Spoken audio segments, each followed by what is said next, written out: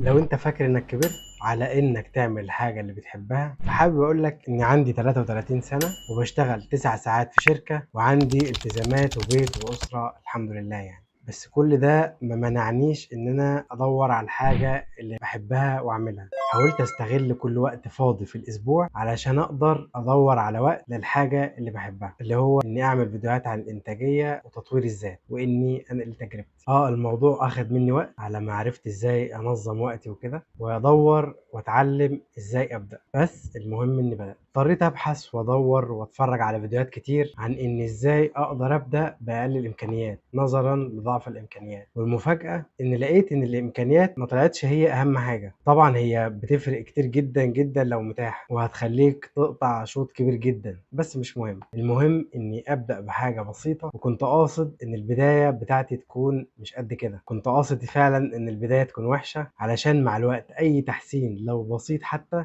هيفرق معايا جدا في نفسيتي. كمان اي تحسين بسيط خالص هيديني حماس اني اكمل. لذلك كل الحاجات اللي اتفرجت عليها وبحثت عنها نصحوني اني ابدا وانا مش جاهز 100%، لان اصلا موضوع انك تكون جاهز 100% في حاجه لاول مره بتعملها ده مش موجود اصلا. ولو استنيت طبعا الامكانيات والمعدات عمري ما كنت هبدأ. وفعلا بعد ما أخدت أول خطوة وبدأت لقيت نفسي بتعلم كل مرة حاجة جديدة عن اللي قبلها. كل مرة بتعلم من الخطأ اللي وقعت فيه المرة اللي فاتت وبحاول مع الوقت إني أعدل منه. طبعا الأخطاء في البداية بتبقى كتيرة جدا بما إني طبعا بعمل الحاجة دي لأول مرة، كمان بسبب ضيق الوقت كنت اوقات كتير بعمل حاجة طبعا باستعجال، بس ده ما يمنعش برضو اني كنت بتعلم وانا ماشي. طيب حد يقول لي يا عم طب ليه الضغط والمرمطة دي كلها؟ ما نستكفي بحياتنا كده والحمد لله. حابب اقول لك طيب انت شغال في شغلانتك الحالية دي بقالك فيها كام سنة؟ اللي بتعمله كل يوم هو بتكرره بقالك قد ايه؟ طيب عمرك ما جالكش احساس الزهق ده؟ مش بيجي عليك ايام كتير جدا بتحس ان انت مفيش حاجة جديدة بتضاف ليك؟ سألتش نفسك قبل كده هو انا هفضل في الدوامة دي؟ والسؤال الأصعب اللي دايما بيجي على بالنا كلنا، هل لو حبيت أسيب الشغل في يوم من الأيام هقدر أعمل ده؟ أكيد طبعا ما تقدرش بسبب الالتزامات اللي عليك. بتقول لنفسك أنا لو سبت الشغل اللي أنا فيه دلوقتي يا ترى في الظروف دي هلاقي شغل غيره؟ فبتضطر إنك ترجع في القرار وبتطرد الفكرة من دماغك. مش عايز أطول عليك طبعا في الأسئلة وأقلب عليك المواجع، وطبعا أنا مش جاي هنا علشان أقول لك سيب الشغل اللي أنت كارهه ومش حابه ده، بالعكس. بس أنا جاي أقول لك إنك لما بتعمل الحاجة اللي أنت بتحبها جنب شغلك دي، سواء هواية أو حاجة بتطور نفسك فيها وبتتعلم، دي حاجة أصلا كفيلة إنها تحسسك إنك مش عايش وخلاص. قبل موضوع الفيديوهات اللي أنا بعملها دي، بالرغم يعني إن لسه في البداية ومفيش أي نجاح اتحقق، بس عايز أعترف لك إني كنت مش حابب شغلي التسع ساعات ده وكنت كارهه جدا. اكتشفت إن أنا كنت فاكر إن أنا مش بحبه. هو الموضوع طلع مش حب وكره أصلا الحقيقة، هو بس علشان إني كنت حاسس إني مش بعمل حاجة في حياتي غير المفروض عليا، فده كان بيخليني ساخط دايما على أي حاجة روتينية مجبر عليها، وكان مخليني طبعا أغلب الوقت نفسيتي مش أحسن حاجة زي كتير مننا. طبعا معنى كلامي انك الحاجة اللي بتعملها بجانب شغلك دي بتكسر لك الروتين، كمان بتحسسك انك بتعمل حاجة ومش مجرد انك عايش كده في وظيفة وخلاص. والموضوع ده كمان هيقلل عندك جدا حتة جلد الذات وانك دايما بتلوم نفسك. كمان بيحسسك كده بالانجاز ويخليك كمان تعرف تنظم وقتك وبيعرفك قيمة الوقت. انت كمان اكيد عندك وقت ضايع كتير جدا في يومك، ليه ما تتعلمش عن الحاجة اللي انت كنت بتحبها؟ صدقني الموضوع ده هيغير في حياتك كتير جدا وفي نفسيتك. شوف بتحب ايه يكون مفيد ليك وابدأ خصص له وقت ولو بسيط جدا في وسط يومك. لازم تغير